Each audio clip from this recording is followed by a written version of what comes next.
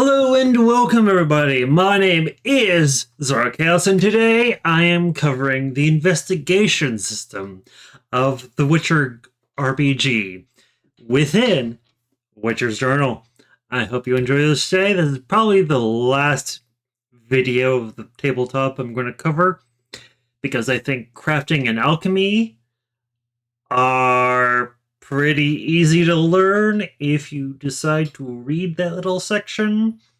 If anyone wants me to make videos on those, just let me know in the comment section.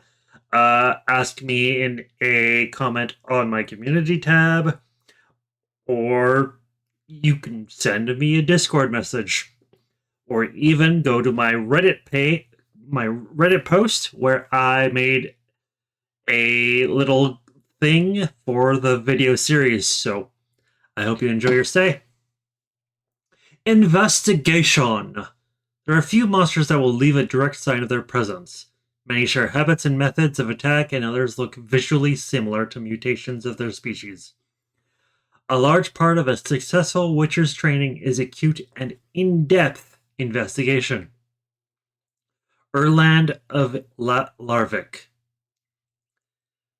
Mysteries can represent a challenge for a game master. The need to present a series of clues that leads to a specific conclusion often feels like it conflicts with a desire to let players take the lead and steer the story in the direction they desire. Mysteries also walk a tightrope between player intelligence and character intelligence, since finding the solution often relies more on the ability of players than the player characters to piece together the clues presented, which can ruin immersion. At the same time, turning a mystery into just a set of skill checks to represent player character ability can be unsatisfying. The following investigation isn't designed to replace role-playing with a dice rolling minigame, but to give GMs and players specific goals and actions to help them define the purpose of the investigation, how and when the investigation can succeed or fail, and offer them a better understanding of what possible actions can help or hinder the investigation.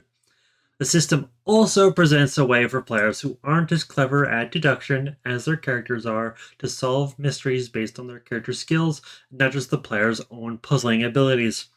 The system allows the GMs to lay out mysteries without worrying about their skill at creating an absolutely perfect trail of breadcrumbs, false clues, and logical conundrums. Focus. Each character taking part in an investigation has focus, which represents their ability to dedicate their attention and mental prowess to solving the mystery. Focus equals will plus intelligence divided by 2 times 3. During an investigation, focus can be drained by failing evidence checks or due to obstacles. When a character's focus drops to 0, their mind is a muddled mess and unable to make sense of the clues or concentrate on the mystery. Until they raise their focus above 0, they can't make any further evidence checks. A character's focus is not unique to the mystery they are investigating. If they are trying to solve more than one mystery, damage caused by actions involving each one subtracts from the same focus. Why are we talking about mysteries in a bestiary? Good question, and the answer comes from the lore. Witches aren't just mutant killing machines. A good witcher is also a detective. They know charging after a monster without knowing what they're dealing with is a good way to end up dead. They do their homework first. They question victims and witnesses, examine bodies, search for tracks, and try to figure out what they're dealing with so they can recruit the right allies, craft the right oils, and purchase the right weapons before they go charging into the fight. The investigation system provides GMs with the rules they need to give Witchers and their allies the tools they need to simulate that aspect of the Witcher world. It also happens to be a great tool to solve murder mysteries and unravel conspiracies, all of which are integral to parts of the dark world of the Witcher. Long-term mysteries. When solving a mystery, player characters don't always have to commit to the task doggedly, making the maximum possible number of evidence checks each day. While some mysteries may demand such dedication, others are situational and specifically long-term. A character looking for her lover's killer, for instance, may make a single evidence check every time she reaches a new city or town. If what she discovers opens up new, immediate avenues of investigation, she can keep investigating. Otherwise, she'll have to wait to follow up later. Long-term mysteries, spooled out a few clues at a time, represent a great way to make the game personal for the characters and keep their interest. Mysteries. Before an investigation begins, the mystery needs to be defined. Every mystery has a goal, a complexity, a series of clues, and obstacles. A mystery's goal dictates its purpose and end goal. Examples include find the person who murdered the mayor, identify the monster that attacked the village, and puzzle out the formula for an alchemical substance. A mystery's complexity represents how much work is involved in solving the mystery and is a number which acts like health points. Each time a character gathers a clue, they roll damage and subtract the number from the mystery's complexity. When an investigation's complexity reaches 0, the characters have enough clues and can solve the mystery.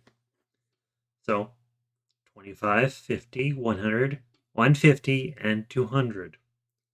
This is a major plot. So, this is like the major plot point for a campaign or an individual character. It's like single adventure kind of things. Clues are the breadcrumbs which, when put together, point to the solution of a mystery. Collecting a clue requires making an evidence check. When a character collects a clue, they make a damage roll and the GM subtracts that amount from the mystery's complexity.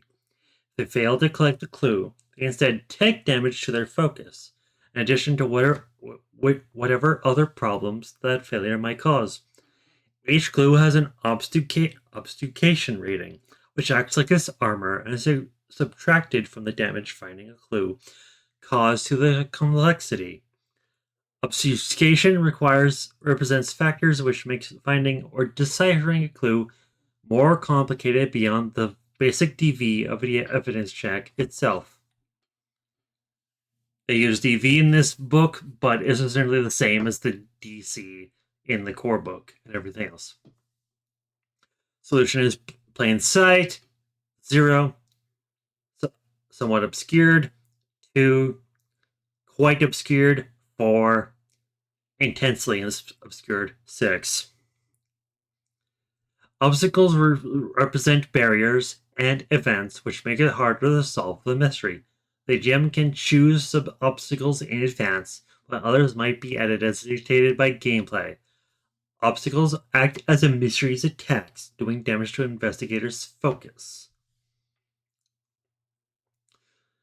Solving the mystery. To solve a mystery, characters must collect clues by making evidence checks. Each character involved in an investigation can make 1 evidence check per clue per day. If a character fails an evidence check, they can try again the next day, although GM might raise the DC or the clue's obfuscation to represent the passage of time. When it is logical to do so, multiple characters can examine the same clue at the same time. It should make an evidence check. If at least 1 character succeeds, the group has worked together and deciphered the clue. Any character who failed the check, however, still loses focus. There is no set duration for how long making an evidence check takes. The GM should use their discretion in the matter.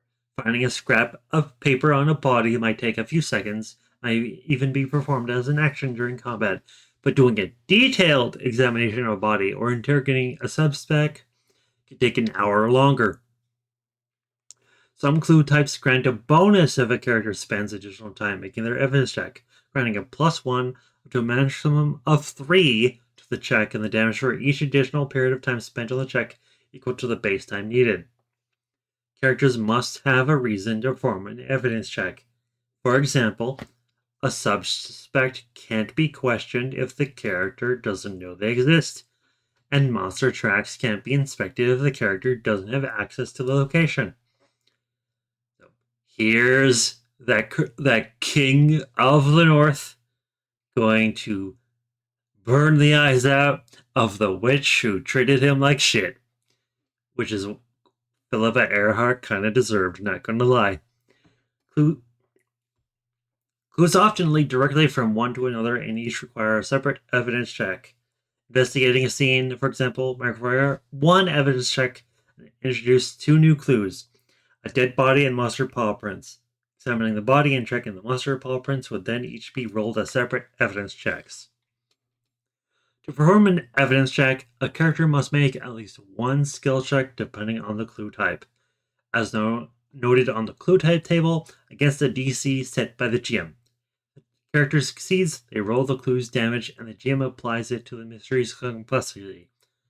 Professional abilities, which replace and enhance normal skills, can be used on evidence checks as appropriate.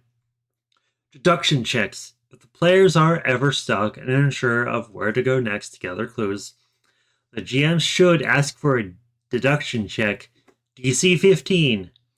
If they succeed, the GM can give the players a hint. Using deduction in this way causes 1d6 damage to focus. Complexity damage equals clue damage roll minus obfuscation. A successful evidence check always results in at least 1 point of damage to a mystery's complexity, even if the clue's obfuscation reduces the damage to 0. If the character fails, they suffer any listed penalties, including a loss of focus.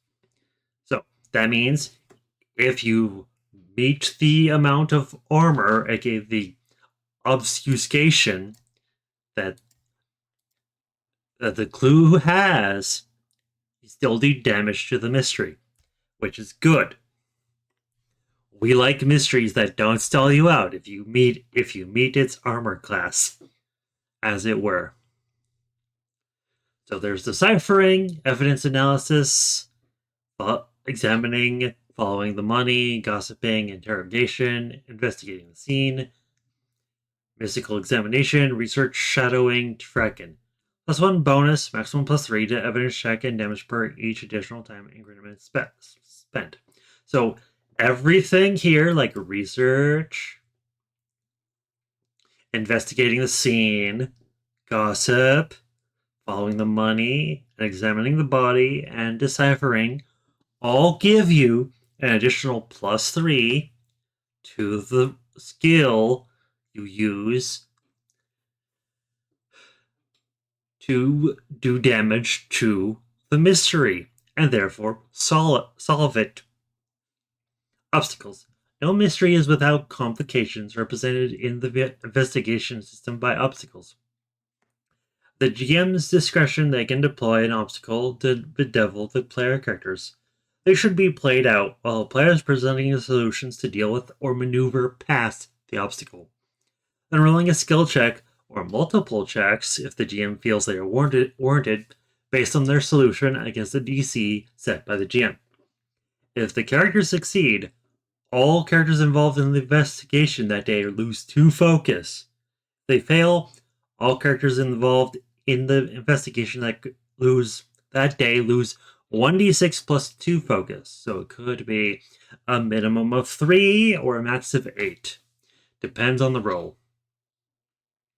If the skill check is a fumble, the character who made it loses an additional 3 focus, even if the overall check was a success.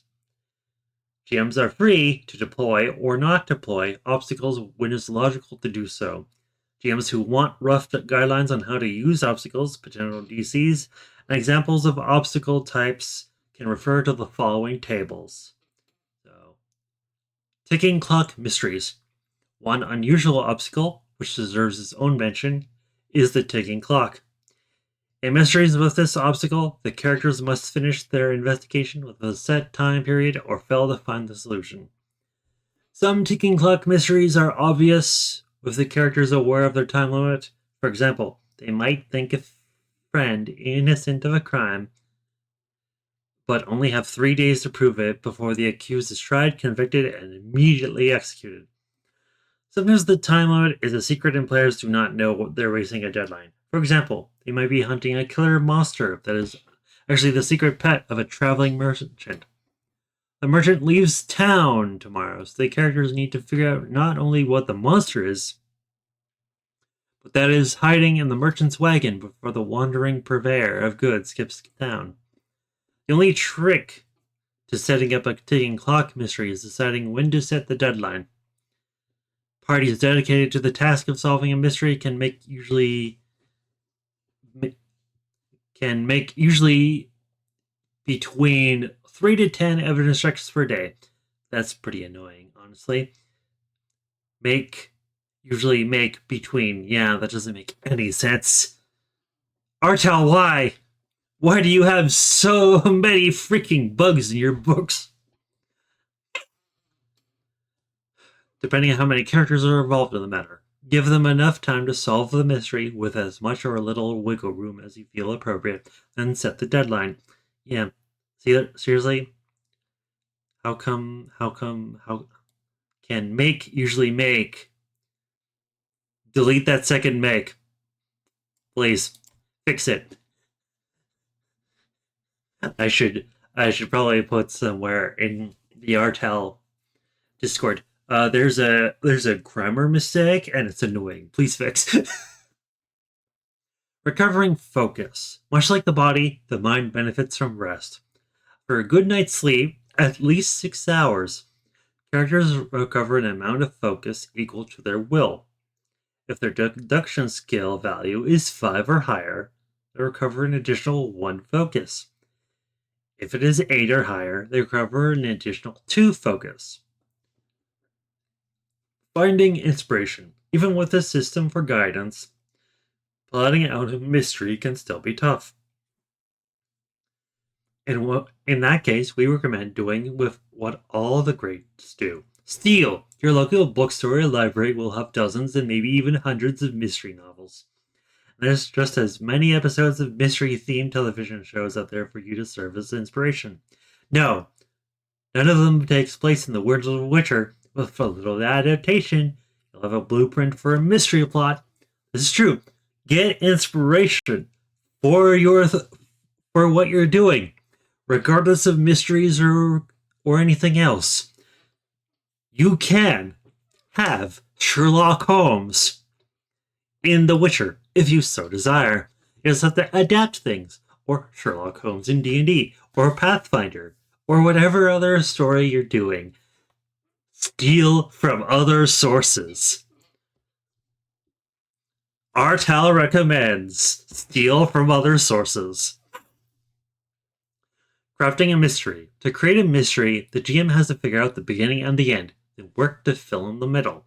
The beginning is all about the nature of the mystery. Most mysteries can boil down to the single question such as, who killed Lord Bodhi? Or, what monster is stalking the streets at night? Once GM figures out the question, they've got their beginning. The ending is the answer to the question posed at the beginning, such as, Lady Bodhi killed Lord Bodhi, or a higher vampire is stalking the streets at night. Well, with the beginning and ending worked out, the GM can work out the clues and obstacles that complete the two. GMs can use the following table as a guideline for how many clues the characters need to find to solve the mystery by cross-referencing its complexity against its obfuscation. Average clue obfuscation. Easy, average, challenging, difficult, nearly impossible. Complexity, average clue. GMs should consider the following guidelines when crafting a mystery. The first clue of a mystery should be fairly obvious. In the case of a monster attack or a murder, the characters will probably want to investigate the scene of the attack or the body. Clues often logically lead to other clues, forming an investigation chain. Questioning a witness might point out a suspect who should be interrogated. Examining the scene of a monster attack might locate a set of tracks to follow. Performing an autopsy to identify the murder weapon might lead the players to search the local guard armory for a pike that is either bloody or suspiciously scoured clean. The GM can draw a line from each clue in a mystery to at least 2 other clues. What it follows and what it leads to, there's a good chance the players can find enough information to reduce the complexity to 0 and solve the mystery without being prompted or given excessive hints. Stay fluid. Players go in unexpected directions and sometimes the dice lead to bad results. In order to keep the mystery going, GMs might need to change the location or circumstances of a clue, replace one clue with a new one, or invent a new clue entirely. Also be aware clues might spontaneously occur through roleplay. For example, a roleplay an unrelated hankling session between an NPC and a player character, the GM might, while improvising the interaction, accidentally reveal information about the mystery that he didn't intend to share. If this occurs, don't punish the players by refusing to allow the clue. Instead, count it as an automatic success on an evidence check and reduce the mystery's complexity. Staying flexible with the obstacles is also important since many of them will occur as a result of activity by the characters and can be predicted in advance. For example, Lady Bodhi might be content to leave the party alone until the player characters get close to the truth. At that point, she might insist the local sheriff run those meddling kids out of town. There won't always be a clue where the players seek one. This is especially true in mysteries with a high complexity. A character looking for their lost sibling might go months without finding a clue because they are traveling in an area where neither their sibling nor their kidnappers have ever been. Characters still lose focus when they fail an evidence check, which they automatically do when looking for clues that don't exist. Sometimes the players will solve the mystery before the players' characters do. When that happens, it is up to the GM to decide how they want to proceed. It could be that, despite figuring out who done it, the local authorities want more evidence before they make an arrest, so the players have to keep investigating. Or it could be the GM decides the mystery isn't any fun without the unknown hanging over the players' heads and declares it solved. They might even change the question forming the mystery from what monster killed the baker to where's the monster who killed the baker to keep going. It is up to the GM to decide what course of action is best for their table. Likewise, sometimes the players come up with a solution for the mystery early and be completely wrong. The GM doesn't need to tell them they're off track and still have more complexity to mark off. False accusations and conclusions are part and parcel of the genre. Once the players realize they're on the wrong path, they can veer back to solving the mystery. If they never realize it, that's just more plot fodder for down the line. A person falsely accused of murder can be a dangerous enemy. Yeah! Just like in Skyrim, where if you play that murder mystery quest, and you falsely accuse the court mage, he's not going to be happy with you. He's going to call you an idiot. The investigation system can be used as nothing more than a series of rolls to keep track of progress, but is more properly used as a springboard for roleplay. GMs can use it as a checklist if they like, but it works better when the clues and obstacles serve as a skeleton upon which they and the group can hang role-playing opportunities. Describe the scene of the murder. Mention the smell of the mud and the strange, elegant nature of the tracks. Play out the interrogation. Using the roles to guide the direction of the conversation. Have fun with it. Failing to solve the mystery. It is alright if the characters don't solve the mystery. Sometimes the murderer gets away. They identify the wrong monster. That doesn't mean the adventure has to end. If the murderer gets away, the players might have to pick up the hunt further down the road. If they fail to identify the monster, they might still have to fight it, but they'll be less prepared. Don't let failing to solve the mystery grind the game to a halt. Yes, there's always more game if they fuck up, because that's part of the game. And that's an example mystery that I did in one game. So, thank you very much for watching. My name is Zoro Chaos, and I'm calling tonight's Witcher investigation video over. Thank you very much for watching. I'll see you next time. Ta-ta and cheers.